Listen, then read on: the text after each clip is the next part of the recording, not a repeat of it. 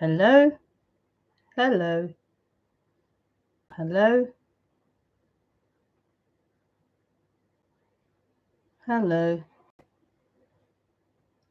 I didn't check my microphone before I started, so I'm hoping it's okay.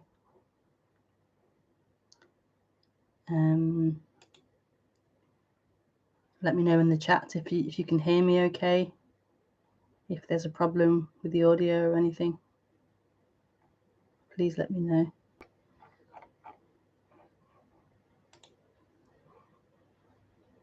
Okay, you can hear me, thank you. Woof203 saying hello, so I'm assuming the audio is okay. Thank you. So hi, welcome to the live stream.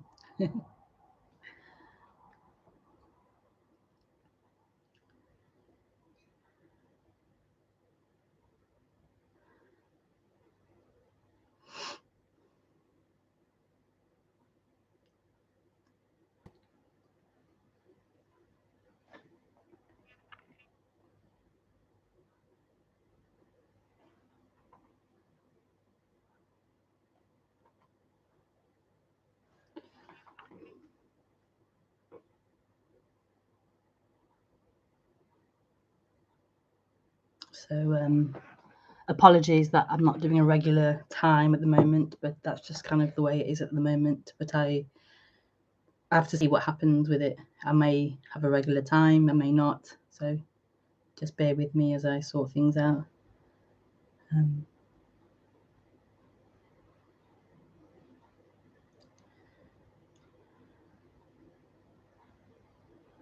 But I should try my best to do a stream or a video or something every week.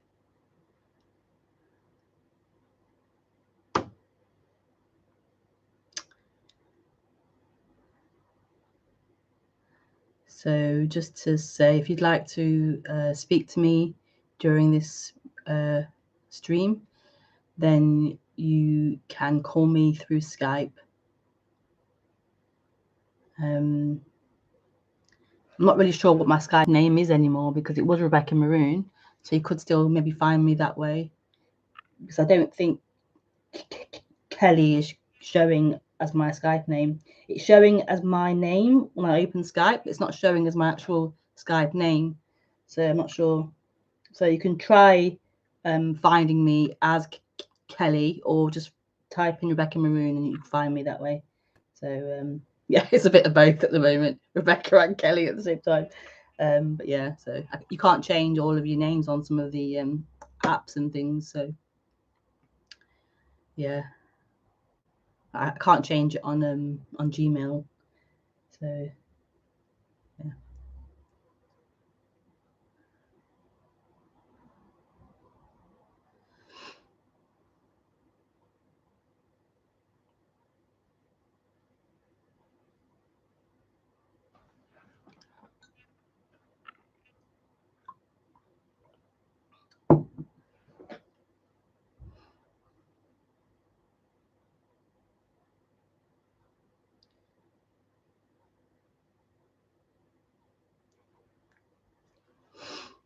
So welcome. I haven't got a title for this talk, so I'm just going to speak without a title.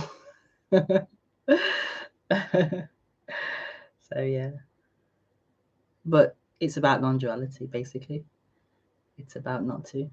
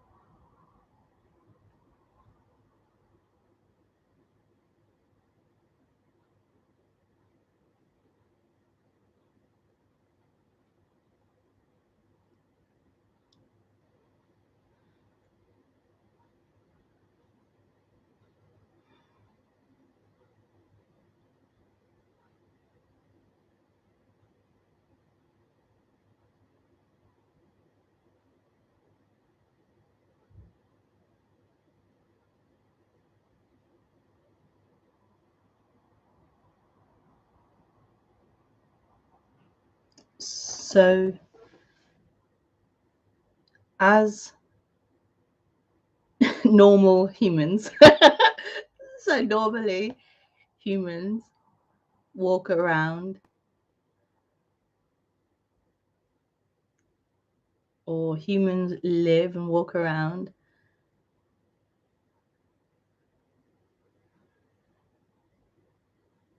totally identified as a person, totally identified as their story, totally identified as an individual entity.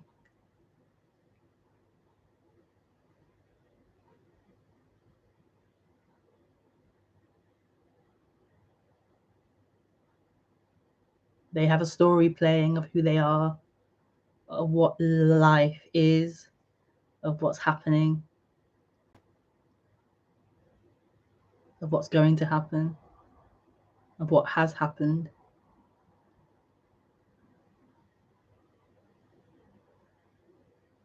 Of what's wrong, what the problem is, what the problems are, plural.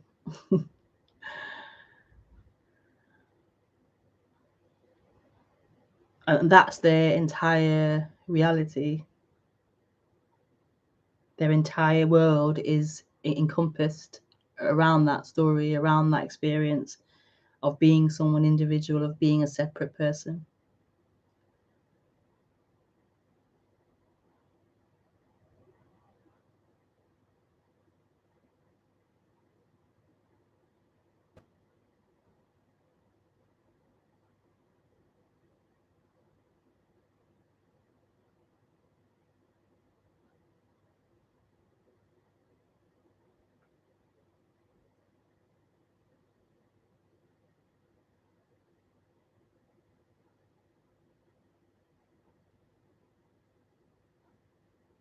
They are totally unaware of anything else other than that.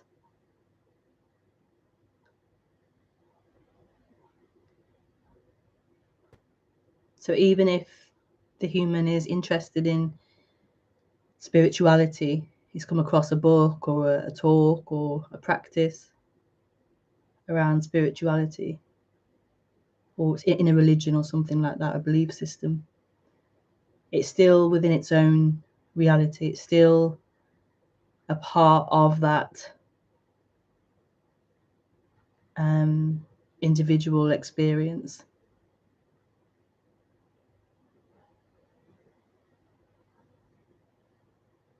So in that individual experience, I am trying to now become more spiritual. I'm trying to become now more calm, more loving, more kind, more peaceful, more enlightened, more higher.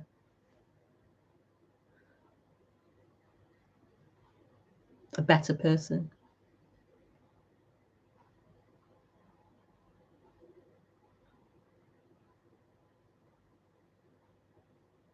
So this is all within that realm of the individual, the world of the individual.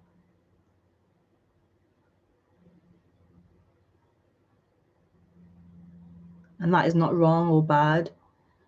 It's not a criticism. I'm merely just describing and pointing out how it usually is for a person, for humans. So then what's being spoken about in non-duality is something outside of that world of an individual, outside of that world of a story of someone, that human experience.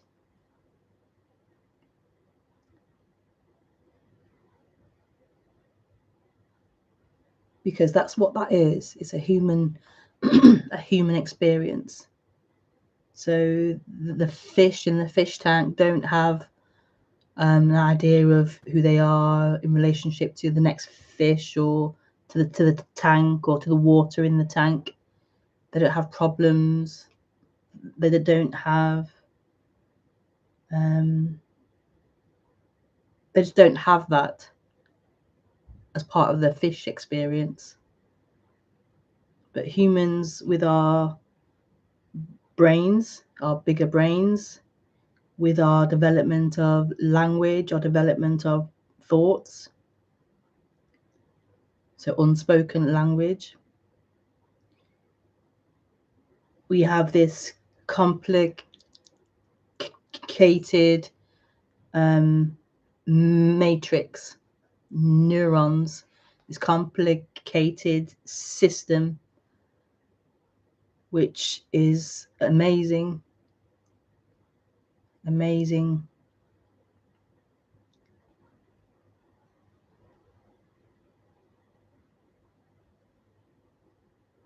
But it also leads to a lot of suffering. The complexity of the human brain and the identification with it, identification or the appearance of this individual identity that we have developed, I suppose, or has developed within the human structure.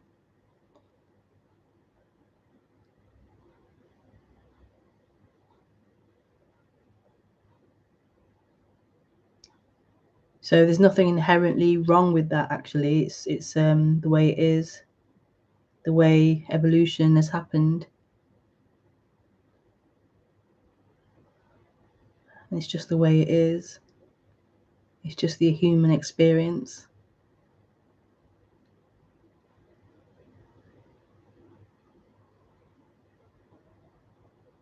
But what's being spoken about is outside of that. Not outside of, it's outside of that, but it's not to criticize or ignore or cut off from that. That's part of the human experience. It's part of this. So it isn't an avoiding of the human experience, or a denying of the human experience, or a getting out of the human experience. I was saying lately, I was saying to somebody recently about how, like in this story, there was this wanting to not be here. There's a wanting to not, I couldn't really live. I couldn't be alive. It was painful to be alive and to live. And so there was a desire to get out of this experience of being human. And I was just saying how non-duality seemed to allow that to some extent. It was, you could avoid being alive.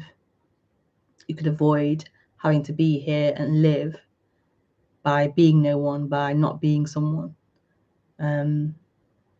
But that's not what non-duality is actually saying, but that's the way the mind can interpret it and use it to avoid this difficulty of being alive, being someone, being human even.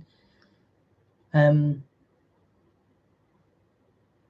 yeah, it's not to avoid this.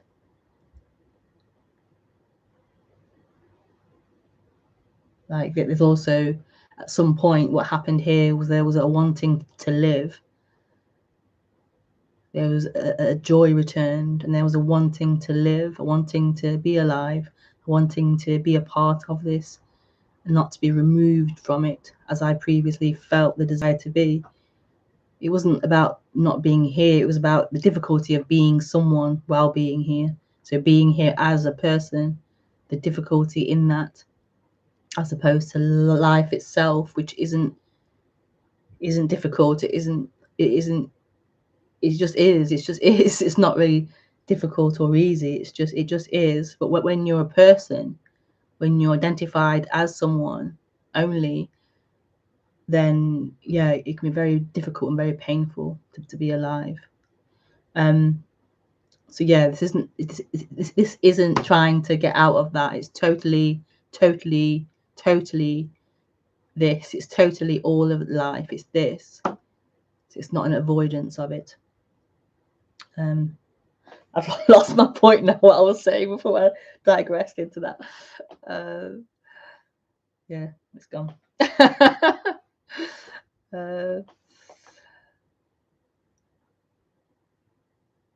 Yeah, so it's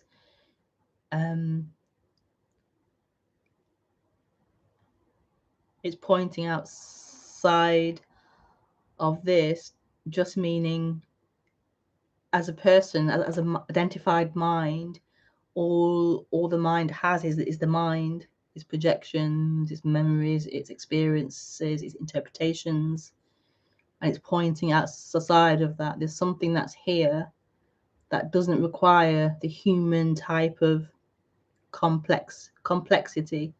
So the fish, as I was saying earlier, don't have that human complexity of brain, of thinking, of intellect, and yet the fish are.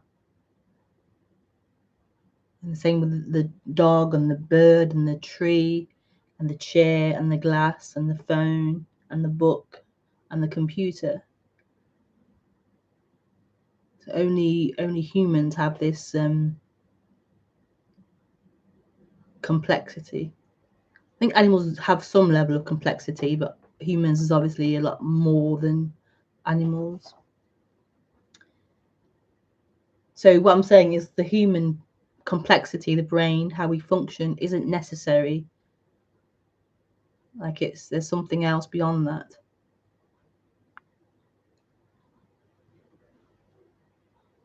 Like we as humans often think we're superior to animals and to everything else because we have this complex thinking in this brain. So it's kind of bizarre, really, how we believe that.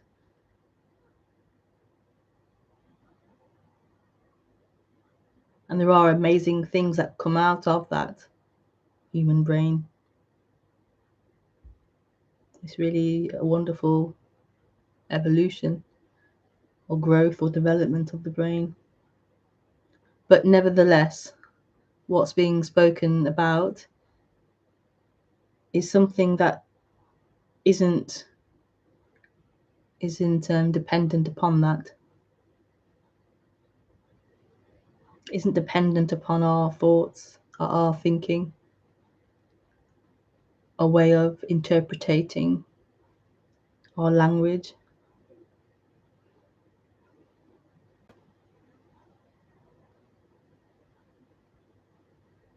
And that's quite a simple pointing, really. It's a very simple pointing.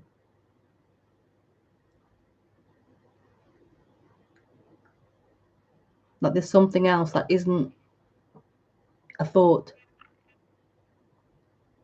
There's something else here that isn't moving, isn't in time.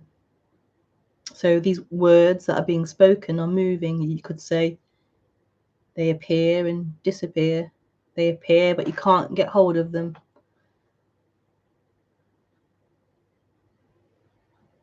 The traffic is moving, the sounds are moving, the sensations maybe on the skin, the breath is moving, changing, the thoughts come and disappear.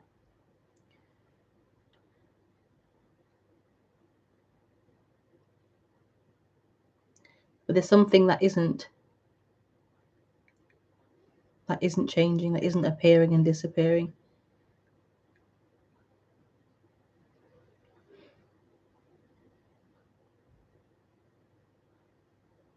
So it's a very simple pointing.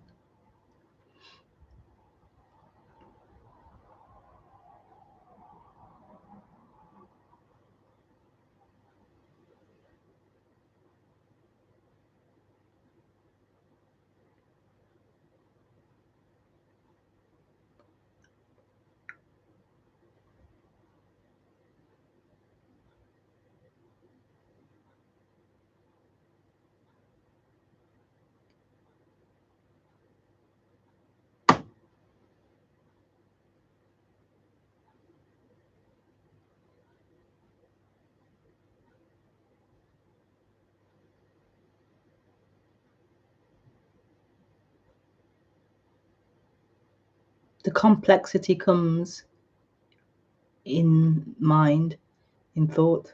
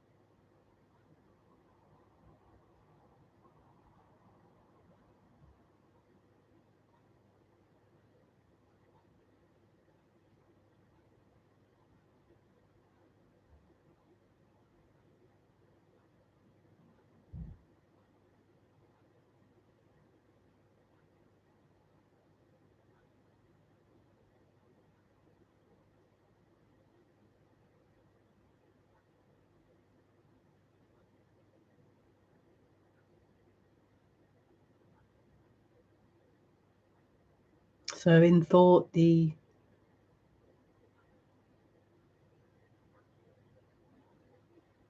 complexity of me and who I am and what is happening and how do I and why is and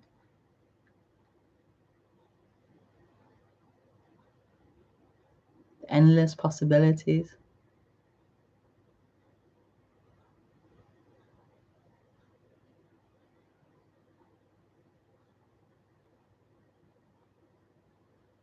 Seemingly endless.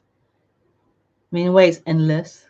Thoughts can be endless, but actually, they're also quite limited thoughts.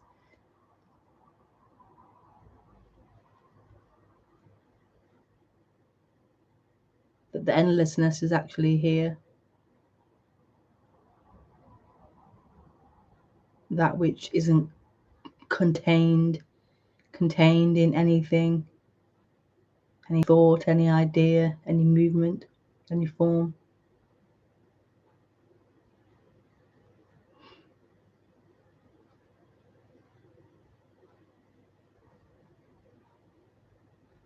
And yet simultaneously appears as all form, as all thought, as all movement, as all appearance.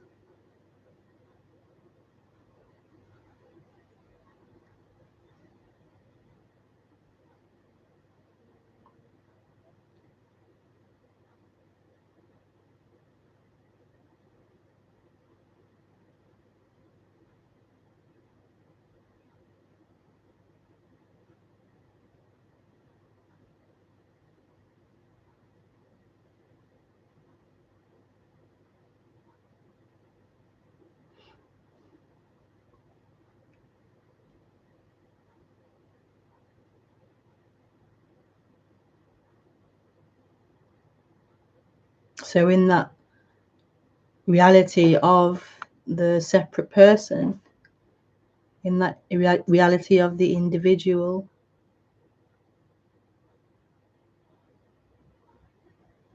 there is a seeking, an endless seeking to find relief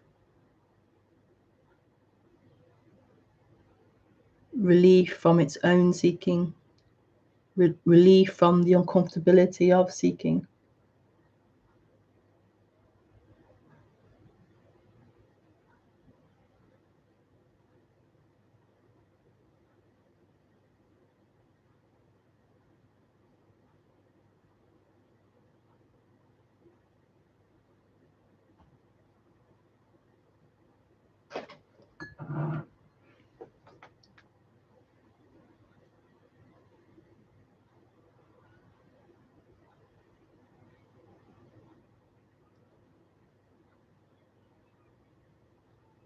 And what's being described here is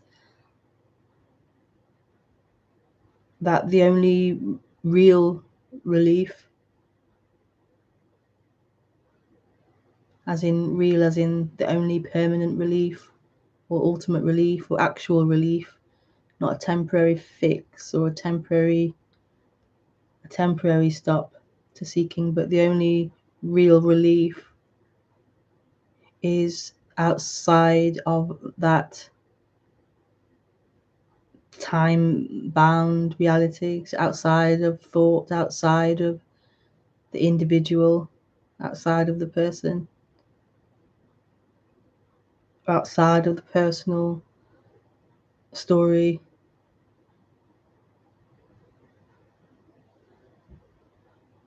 Relief is here. This is relief. It's here. Or home. Or peace. It's here.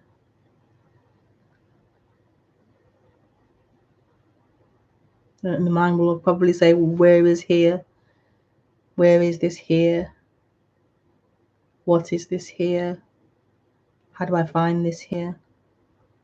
But that belongs to that world of individual, that belongs to that world of story, of mental ideas, because here isn't a place, it isn't a location, it isn't an object, it isn't a thing. So you can't mentally picture here as a thing because it isn't a thing. But the mind can only do that. It can only try to objectify everything into an object so it can have it and know it and be it and own it. And this isn't that. You can't have it, and that's why it's free. If this relief, if this home was a thing, then it wouldn't really be home. It would be another temporary object, a temporary experience, temporary relief. It wouldn't actually be full relief. It wouldn't be ultimate freedom. It would be limited to an experience, limited to an experience. And then you could market it and sell it and buy it and own it, and yeah. And that's why it wouldn't be free. It wouldn't be fair or equal. It wouldn't be whole. It would be bartered and it would be on the stock market. Here on the stock market. And only the rich could afford it. But this isn't that.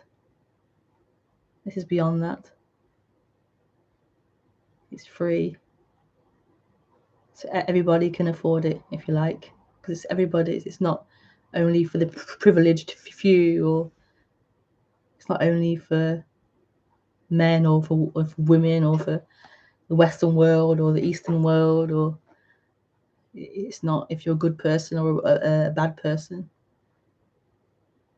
It's total wholeness. It's total equality. It's total freedom.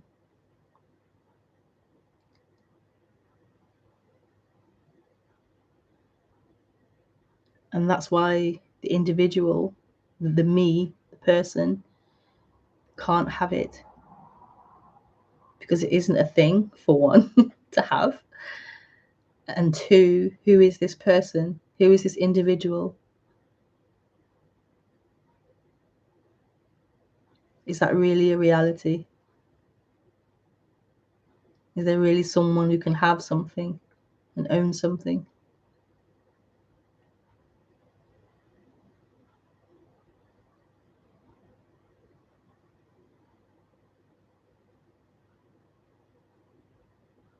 And to own something anyway isn't a very pleasurable thing. I mean, it has pleasure in it. So this phone, you could say, I own this phone. It's my phone, and it has pleasure. I can use it and do things with it. There's pleasure from it. But by owning it, I have to now look after this phone and check where it is and do I have it, and it's not, will it get cracked or broken, and I have to pay for it. And so owning something isn't actually all good. It's not all fun. So the more you own, the more actual work is involved. But this isn't something ownable. It's the essence of everything. It's the essence of all.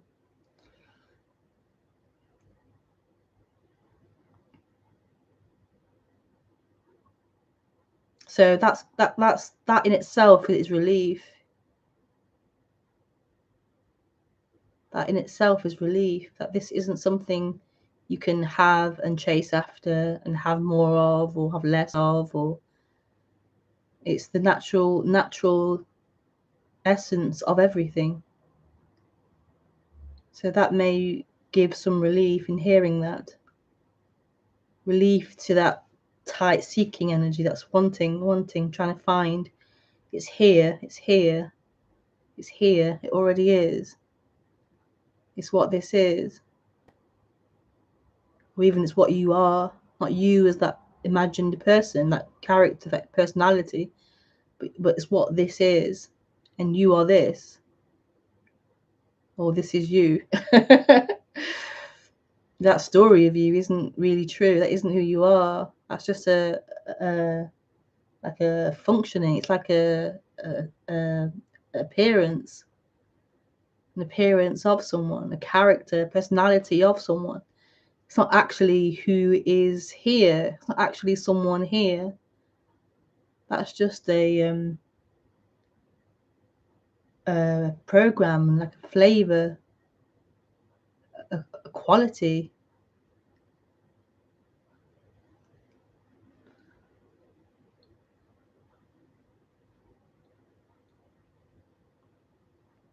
And there are billions of qualities on the planet Earth. Billions of qualities.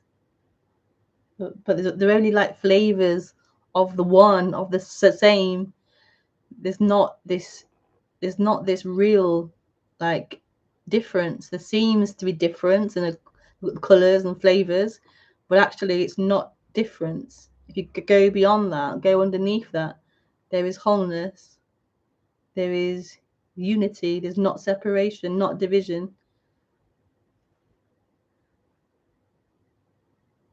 So beautiful, so beautiful. I have a red panda looking at me. So cute. Red panda.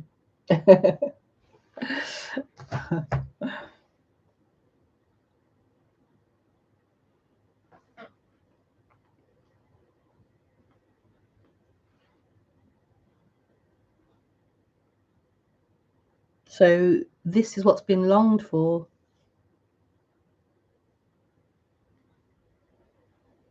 Just this.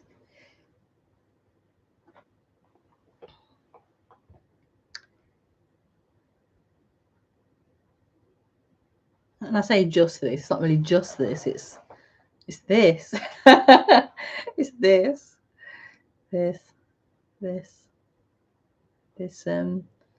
this dissolving of you, dissolving of this illusion, and this revealing of this wholeness, this revealing of this freedom, this love that doesn't belong to an individual. It just is. It just is.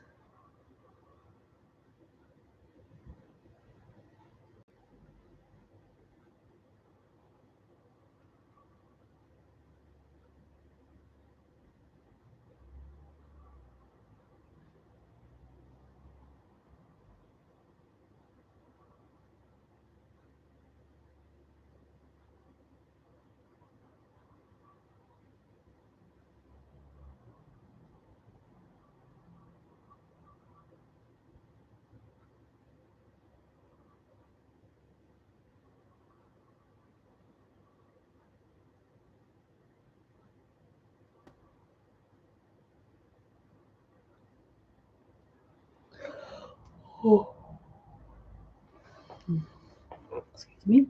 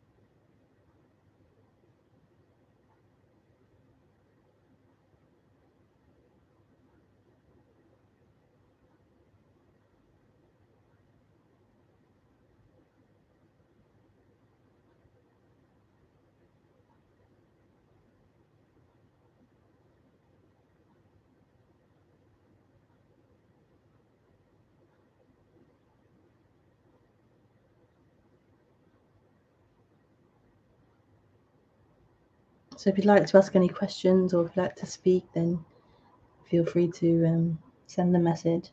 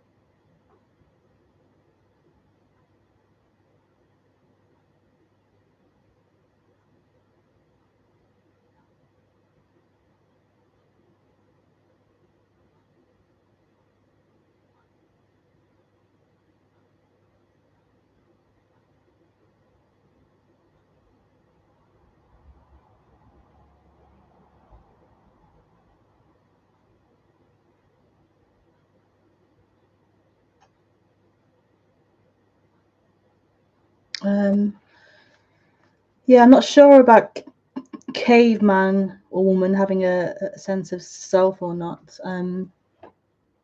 I imagine if they did have one, I'm sure, I think in primitive cultures, so-called primitive cultures, which really invented to say, actually. I mean, more like Aboriginal cultures, let's say, rather than primitive. Aboriginal, that's kind of like the colonial way of looking at other cultures, but like Aboriginal cultures, even if there was a sense of self that was beginning to, or there, or emerging, it wouldn't be as heavy or as strong as it is now. Like, they seem to have this inherent connection to whole. That there wasn't this extreme going out. There wasn't this extreme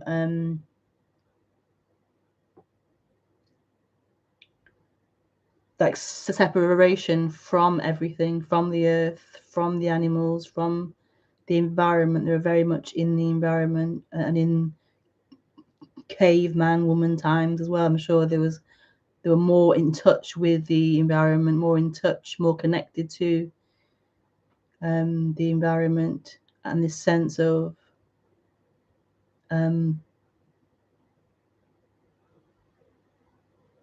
like this sense of the unspoken. As we've ventured out more and become more curious, I suppose, and more adventurous or curious, and develop tools to allow us to venture out more, develop tools to protect us from certain animals, and yeah, the brain has grown, ideas have grown, the ability to do more things expanded. So naturally, as the thoughts got stronger, the identity got stronger with the mind, then there was an increase in that separation from this natural way of being, this peace, this wholeness, and the belief that in getting more and more, we'd be more secure, therefore more happy, more at peace. And it's not been the way it is. Like, the more we have, the less secure we feel, because those objects that we think are going to give us that protection, that feeling of safety, that feeling of wholeness, of not being alone, they don't do that for very long. And so the inherent feeling of separation, inherent feeling of abandonment is there, and these things just aid in covering it up a little.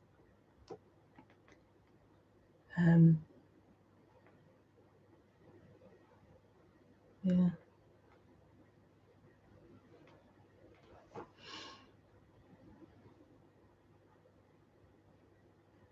Ungettable, utterly ungettable. Is this utterly ungettable? Utterly ungettable. It's utterly ungettable to the mind, to the person, yes. It can't be got. It isn't something to get or to have got.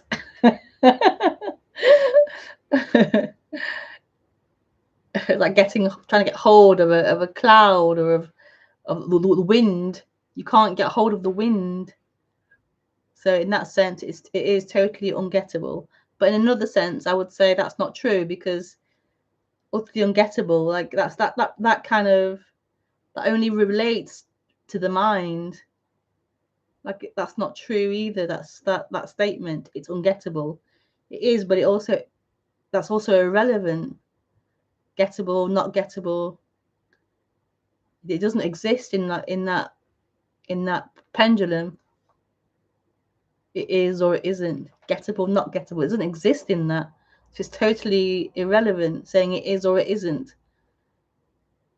Like, it's neither of them. It's both of them. So it's neither of them.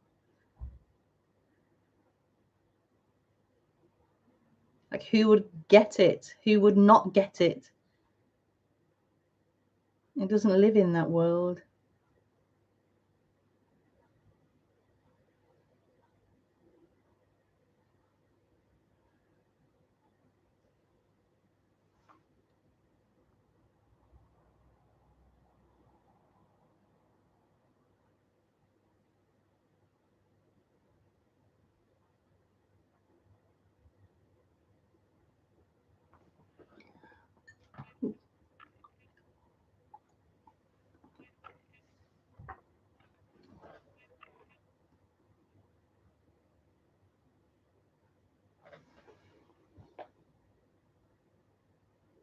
Got it. Got it.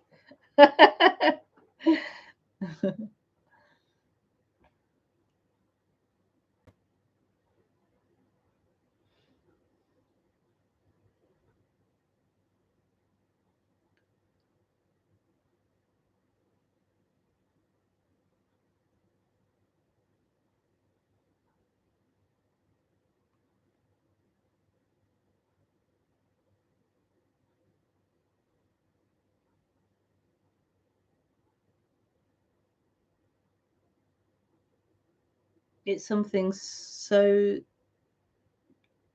too simple. It's too simplistic. That's why a newborn baby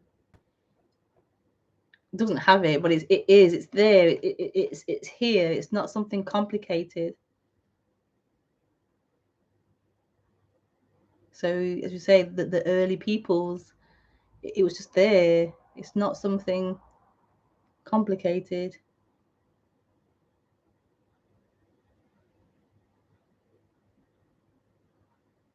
And that's why it's so complicated, because it's just not in the realm of complexity, in the realm of intellect. It's just here.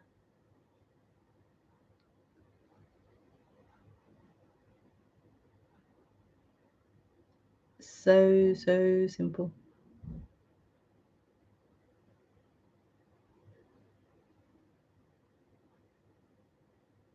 It's beyond the seeker, beyond the seeking mind.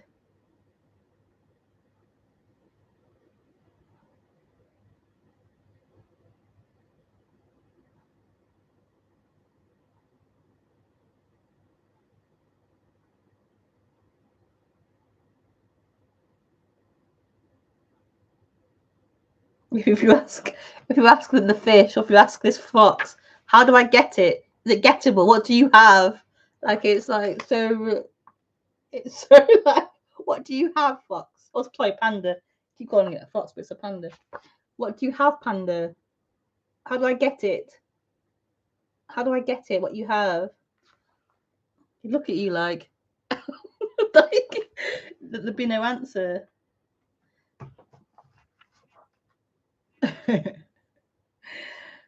Ask the fish,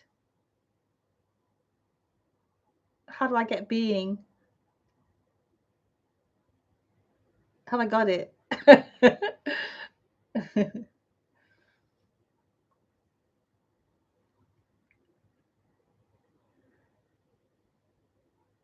The question is, like, the one who's asking that, the one who's looking for that, is that a reality? Is that really true? Who is that seeker? Who is that wanter?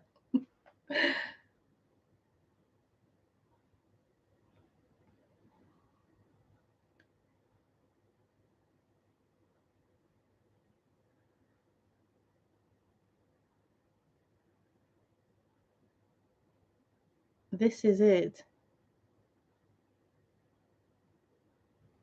This is it. This is what you are. This is all there is.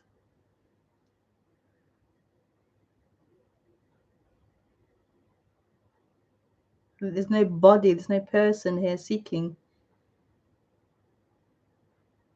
There's no actual person here seeking. It may be seeking,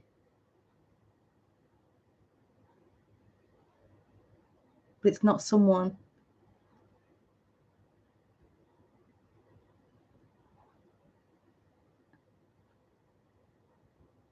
It's just this seeking that happens,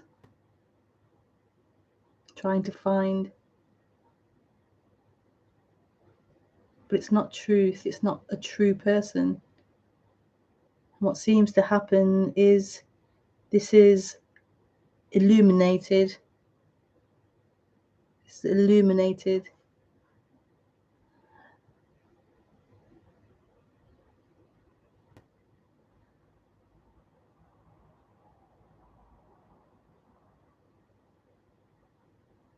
And the seeker seems to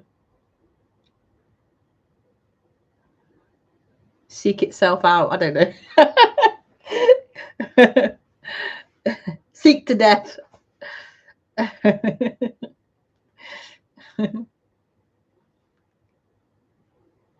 Literally seek to death.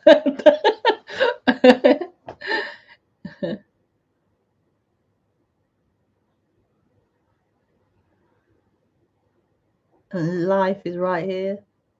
Death is here too. It's the same thing. Death and life, it's right here. Right here. You die, but you also live. It's so beautiful. This empty fullness.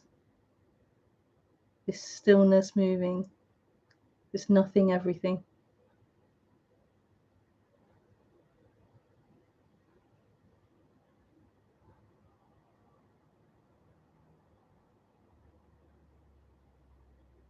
Right here.